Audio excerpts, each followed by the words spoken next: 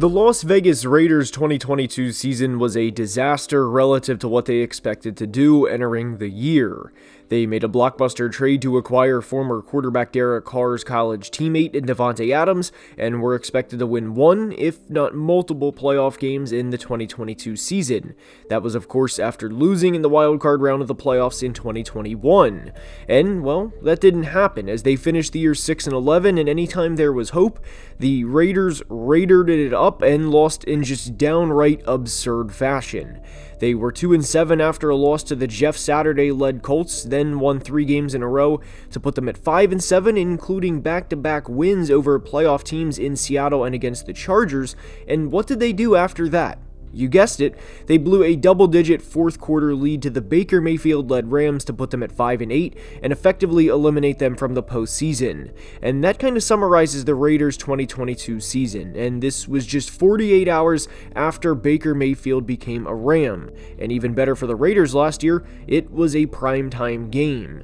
And unfortunately for Las Vegas, I think it's going to get worse before it gets better, and I truly think this franchise is at least a year away from seriously competing. But that doesn't mean there's nothing to look forward to this year, because there is. And we're going to break down the 2023 Raiders season in today's video. Now let's begin.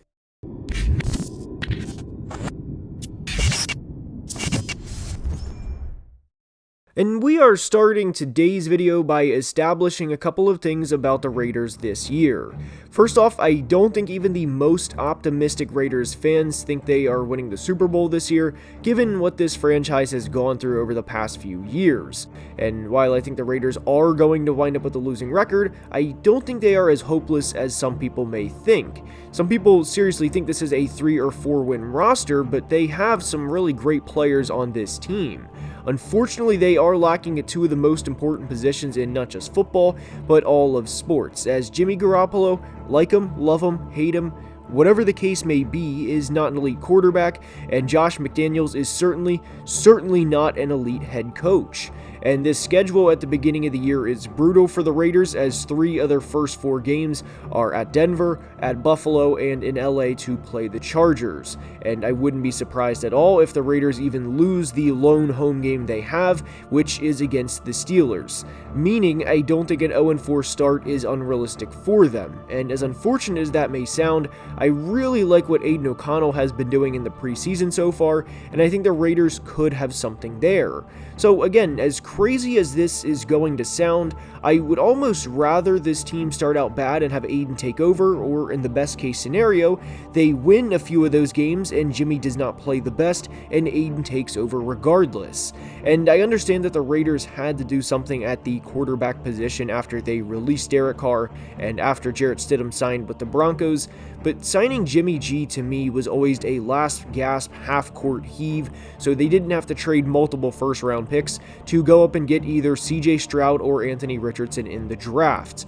And again, to even the most optimistic Raiders fans, I don't think any of them were jumping up and down at their TV screaming for Jimmy G to lead this team to the promised land when they found out he was going to be a Raider. But one thing that Jimmy will do better than Derek Carr did last year, at least based on his career history, is not throw as many interceptions. The Raiders threw 17 interceptions as a team last year, with Carr throwing 14 of them in 15 games, and Jarrett Stidham throwing 3 interceptions in 5 games played. And Stidham started 2 games last year to Derek's 15.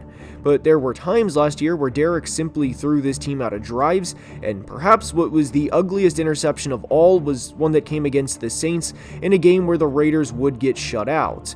It was already a 10-0 game, and Derek threw this back across the field without even looking, and it does not get more careless than this at the NFL level. And the Saints would get a touchdown on the ensuing drive, so in essence, this interception put them down 3 scores in the first half. The Raiders finished 26th in scoring defensively last year, and I think that will improve this year, maybe not by 15 or 20 spots or anything crazy, but I don't think they're going to be nearly bottom 5 bad in points allowed per game. One reason for this is they could not create turnovers last year at all, and there were only 3 games in all of 2022 where they outright won the turnover battle. Granted, there were a lot of games where they were even with the opponent, but only having 3 games where you outright win the turnover battle is generally a recipe for a losing season, because it means you're turning the ball over more than you'd like, which the Raiders did in 2022, and in turn, you're not creating anywhere close to the turnovers you'd like, which was also true for the Raiders last year. And by the way, in those 3 games where they outright won the turnover battle, they were 2-1 with wins over Denver and Houston, so not exactly the big bad teams of the AFC from last year, and the loss was to the Jeff Saturday Colts.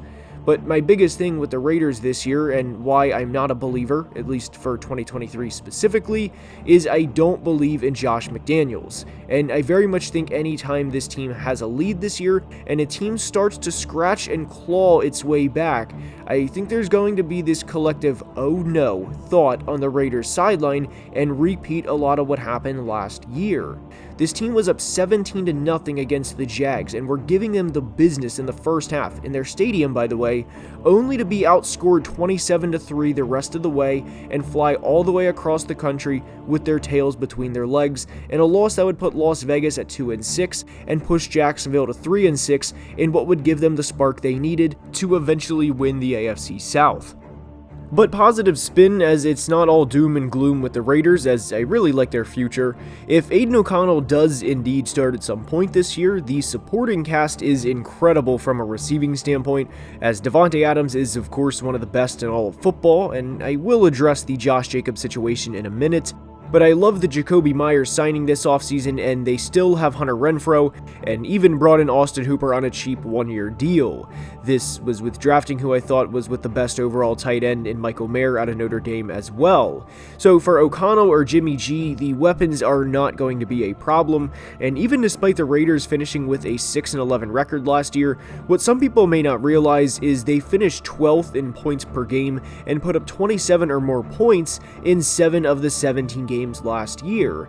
And what I would expect, or at least hope Josh McDaniels does a lot of, is to continue to pound the rock, because it does not take rocket science to figure out a rookie quarterback or Jimmy G is probably not going to win a game in Arrowhead Stadium that requires 35 points of offense.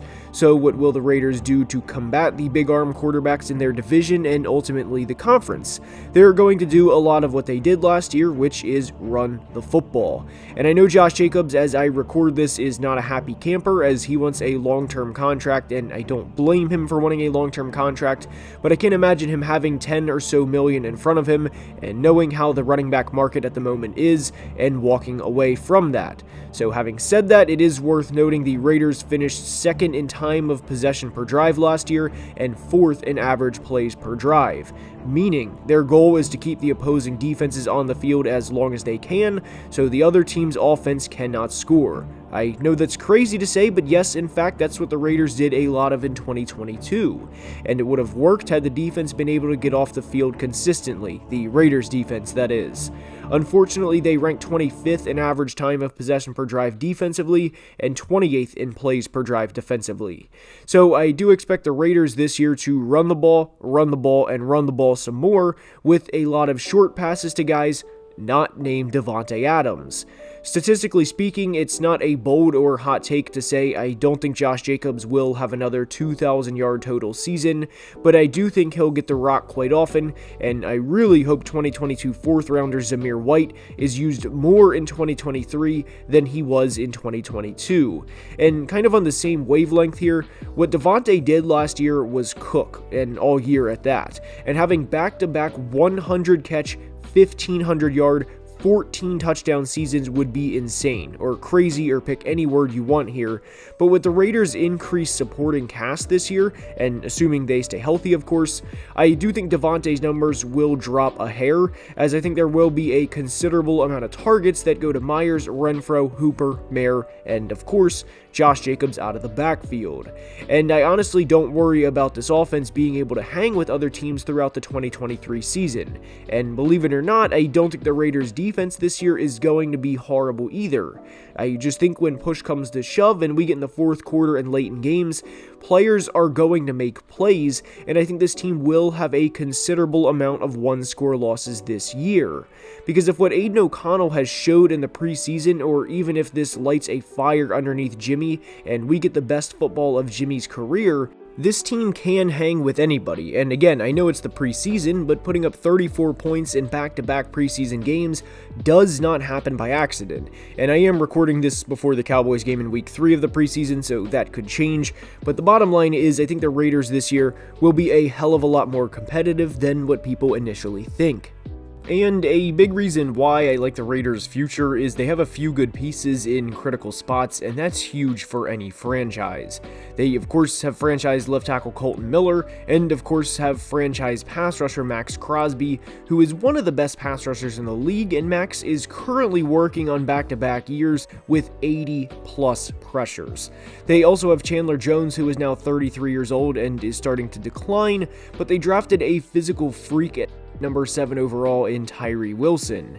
And the good news for Tyree, yes, he will of course have the pressure of being a number 7 overall pick, but how many pass rushers go into a situation like this where you have a truly elite player to learn from in Maxx Crosby and get to pick his brain every day and get to spend the next half decade of your career just learning how to get better and how to become a true pro? And it may seem like Max has been around for a while now, but he's only 26.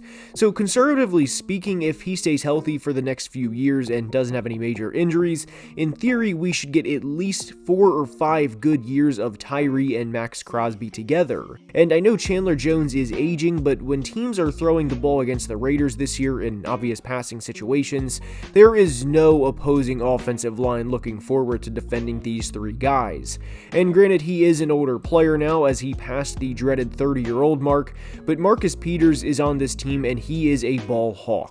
And as we know, pressures can be better than sacks at times, and it wouldn't surprise me at all if Marcus Peters has a 4 or 5 interception season this year. Granted, with all the speed at receiver across the NFL now, there will certainly be times where opposing receivers get the best of Marcus, and especially in a division where quarterbacks love extending the play, but the Raiders only snagging 6 interceptions last year as a team over the course of an entire year cannot happen again in 2023. And I don't think it will, as I do think the pass rush will get home quite often, and towards the end of the year, I do think Tyree Wilson will come into his own, and I think he'll have a 5 or 6 sack rookie season. It's going to take him a little bit of time to get adjusted to the NFL's level of physicality, of course, but having one-on-ones due to having Maxx Crosby on the other side for the start of your career and taking up the opposing offensive line's attention on every single play is a dream come true for any pass rusher. With the Raiders' 2023 season, I don't think they're necessarily going to win that many games, but I think they're going to be in damn near every game. So the team ceiling is rather low for this team, but I really like their future. And for every team that I don't expect to make the playoffs this year, I don't say that about all of them. But with the Raiders' long-term outlook and with what Dave Ziegler, the general manager, is building, I genuinely like what they have cooking. So the team MVP, breakout player, ceiling, and floor are on the screen, and I hope you enjoyed, and if you did, please like the video and subscribe, as only about 24% of people watching are subscribed, and it makes a massive difference. Davante Adams' line is on Underdog Fantasy if you want to place some coin on that in week 1 against the Broncos, if you think he's going to continue to have success. And of course, if you go to Underdog, you get a free $100 deposit match. So hopefully you guys enjoyed, and until the next team preview, please be safe and have a great day. Love you guys.